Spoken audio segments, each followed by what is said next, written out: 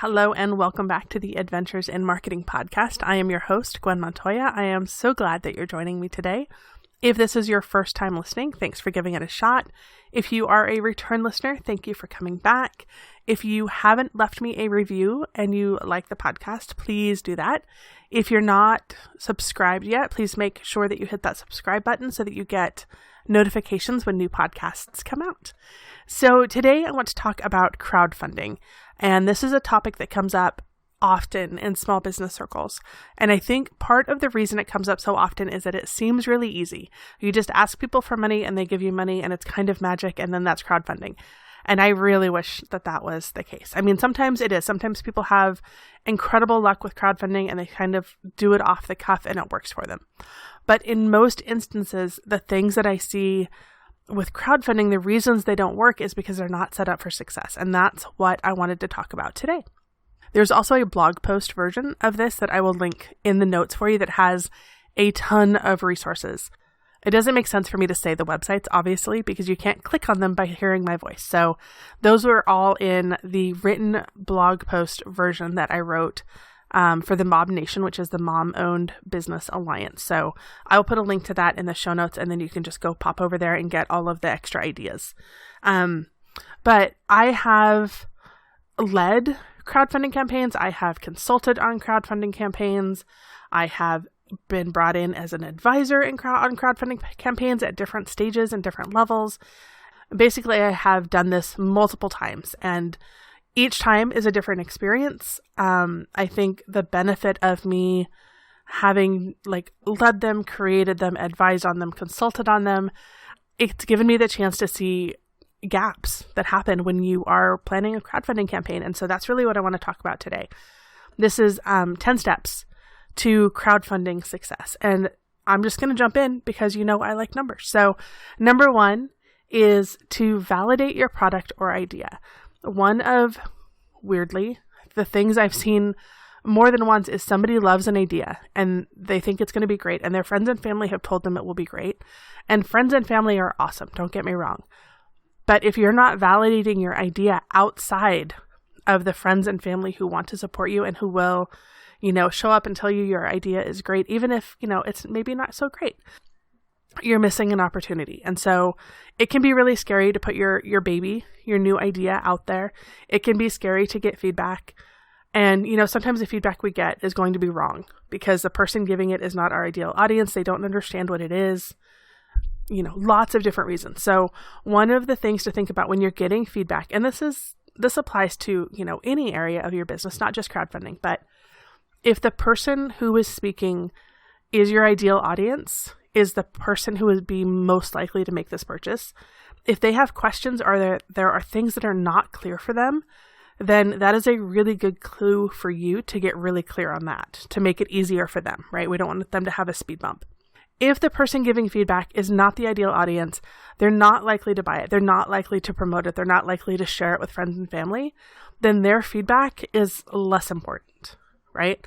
Like your neighbor across the street who doesn't understand what you do, their feedback is not as important as the person who might actually buy the product. So you need to validate, you need to get outside of your bubble, and you need to take feedback and ideas with an open heart, but also maybe a grain of salt.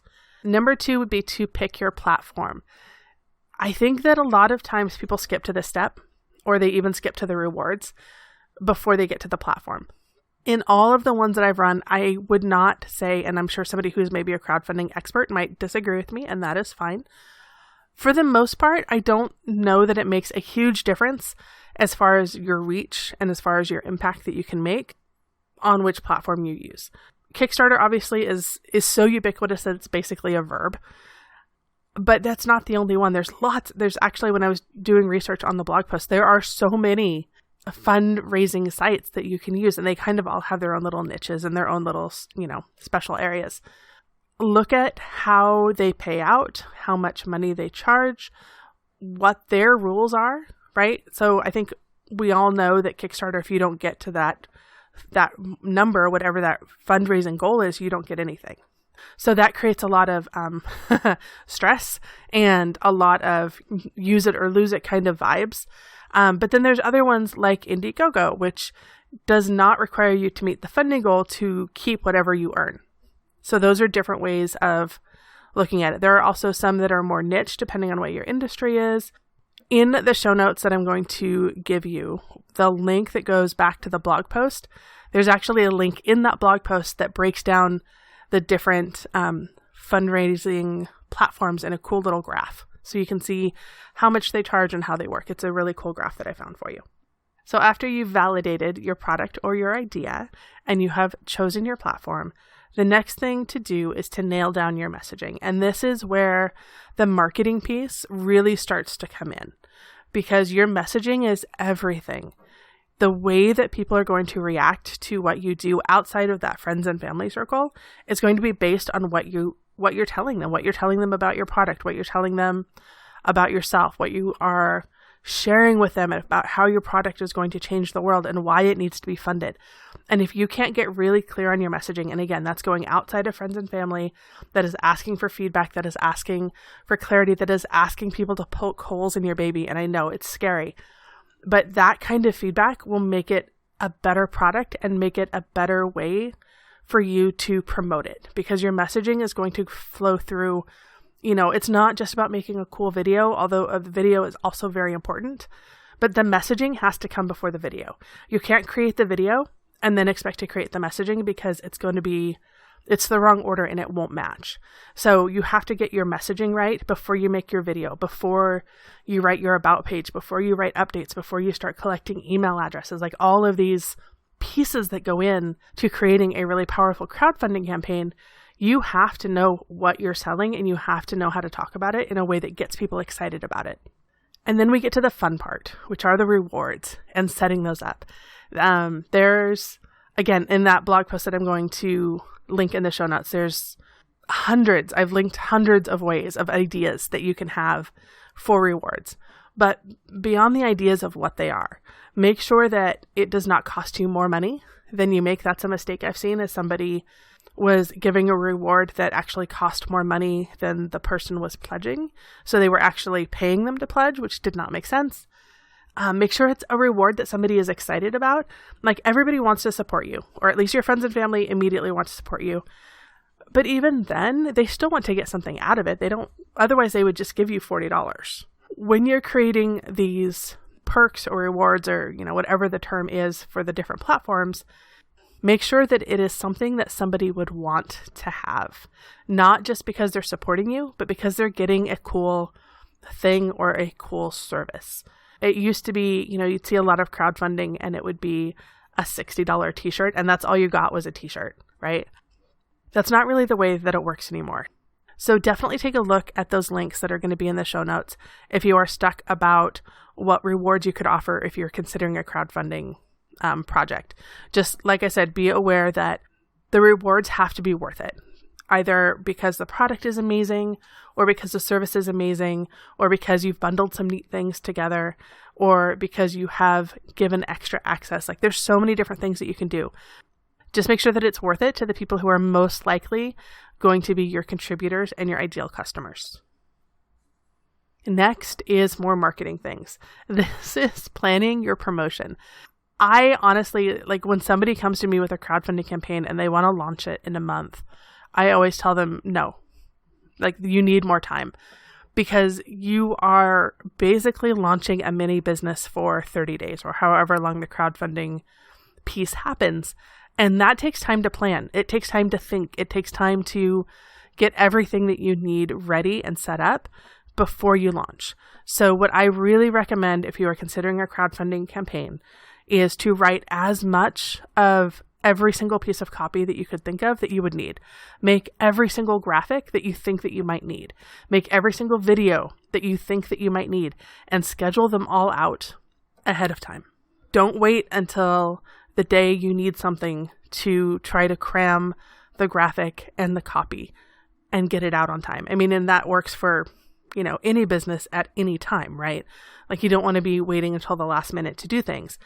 But when it comes to crowdfunding, there's such a time crunch, and the time goes so fast. It seems like when you launch, you have 30 days or however long you set it to do it, and it seems like there's enough time. And I promise you, there is never enough time. Something else will come up in your life or your business that will distract you. And so the more that you can plan ahead of time, the more that you can create ahead of time, the better you will be, because you will be less stressed and able to focus and react more in the moment versus feeling like you're constantly catching up. And we are up to number 6, which is to gather your team. Again, this is something that happens a month or more in advance. This is not a last minute thing. And the reason that we're gathering a team is this amount of promotion that needs to happen, this amount of hand waving, this amount of flag waving, this amount of getting attention. You don't want to be the only one doing that. And by having a team that helps you, you can give them tasks. You can reach into their network. You can take some of the immense pressure off of you and spread it around a little bit so that you're not the only one talking about this. But what happens a lot of times is that our friends and family want to show up for us. They want to support us. They say, whatever you need, I'm here for you. Just let me know what you need, right? Or yes, I will share it, or whatever they want to say. But a lot of times they don't have the same passion for our project. They have a passion for us. They don't have a passion for our project. And they need direction and guidance, and sometimes even writing the copy for them. Like, I want you to post on the 15th of the month, and this is the post that I want you to make. If you need to change the copy, go ahead, but here's like an outline of what I want you to say. That takes pressure off of them. Doing that is not pushy. That is a kindness to them so that they feel more confident that they are promoting what you wanted to promote in the way that you wanted to promote it, and they are able to better support you. That is not being pushy. That is not taking advantage of them. If they say they want to help, giving them direction and guidance is a kindness, and it helps you too. And all of this, we're not even to the launch part yet. So the next one is building interest pre-launch.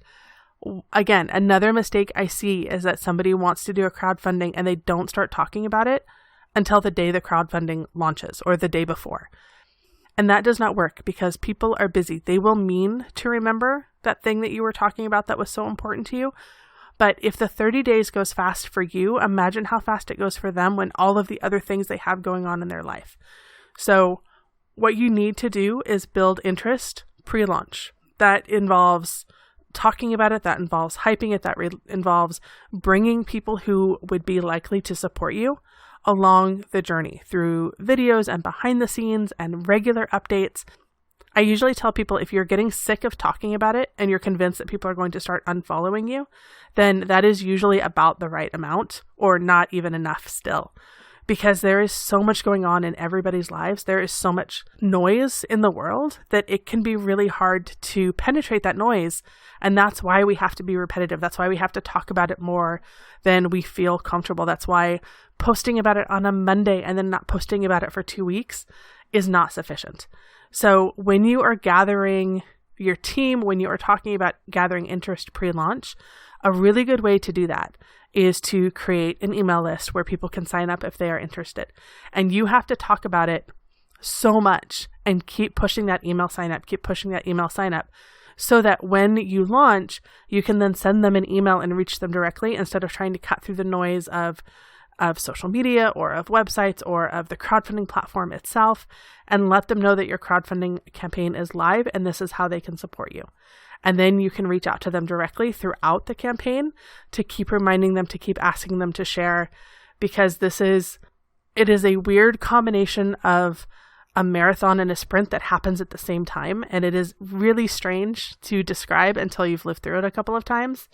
It's a lot of fun, but the more you can do pre-work, the happier you will be, the more your campaign will run smoothly. So let's say you are at the halfway point of your campaign, and this is about the point where fatigue kind of can set in around day 20, day 21 of any kind of 30-day progress, right?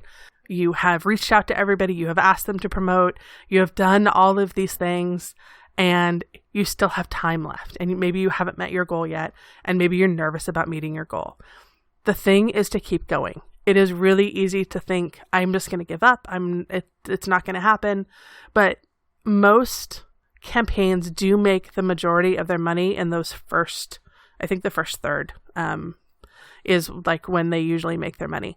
But that doesn't mean that they can't be successful, even if it's stalled, even if you need to revive it, even if you are tired of posting about it, even if you think that nobody wants to hear it, you have to keep going. It is the way that the crowdfunding works. And like I said, it's a weird mix of marathon and sprint that you just have to go through. So if you are feeling stuck, if you're feeling uninspired, rediscover your passion for it and keep going to get through the finish line. And somewhat related to keep going is, again, you have to find your second wind. You have to get reinvigorated, because if you are reinvigorated, then the crowdfunding effort and everything else becomes reinvigorated. If you are tired of it, if you are bored of it, if you have lost your interest in it, or you have lost your motivation, it really will show, even if you plan things ahead of time, because you'll stop posting, you'll stop promoting, you'll stop being excited about it. And so look for that chance to grab your second wind and just keep going. And then finally, you've made it through. The last thing that I think is crucial for crowdfunding success is to celebrate the outcome. Whatever the outcome is, whether you made your goal or you didn't make your goal, celebrating the outcome is incredibly important, because you've done something really amazing. You put yourself out there in a completely unique way that you've probably never done before. You put your product out there, if you're doing a product that maybe you've never done before. You've done all of this work and you've worked hard and you have earned a chance to celebrate. Like I said, even if you didn't reach your goal, you still get to celebrate and you still get to be really proud of what you did. So that is my 10 steps to crowdfunding success. I am going to go over the list very, very quickly in case you missed the titles of anything. But like I said, this is an audio version of a written blog post. The blog post has tons of links. It's kind of a giant link resource for crowdfunding success and ideas. So number one, you have to validate your product or your idea. And it has to be outside of your friends and family circle. Number two, you need to pick your platform based on your goals, based on the kind of campaign that you want to run, based on the funding options. Number three is to nail down your messaging. That means you have to be really clear about why this is an amazing product or service, and you have to be able to translate that across all the different platforms to all of the different ears that are going to be hearing it. You also need to make your rewards pop. They need to be something that somebody is willing to purchase, not just give you money. You need to gather a team. This is your crack team of people who are going to support you, and then you need to tell them what to do. You are not taking advantage of them by giving them directions. You need to build interest pre-launch. I think this is probably the most important one of all of them, and it's one of the biggest mistakes I see. You cannot decide that you're going to have a crowdfunding campaign on Monday and then launch it on Tuesday. In the vast majority of cases, I'm sure that there's somebody who has done it, and I'm sure that it was amazing. But in the vast majority of cases, you cannot decide to do something like this one day and then have it be successful the next day. You need to keep going. Even if you're bored with it, even if you can't stand the idea of thinking about it again, you need to keep going. And even more than that, you have to get a second wind. You have to become reinvigorated again. You have to fall in love with your project. You have to be excited to do it. And then finally, you get to celebrate the outcome. Again, whether or not you made it, it matters, obviously, because you had a goal in mind and you had a dream. But the fact that you have done this thing is really special and unique, and you should celebrate. So that is the wrap up of this particular podcast episode.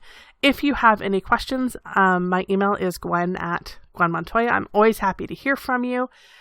Thank you for listening. Hopefully this was helpful, and I will see you next time.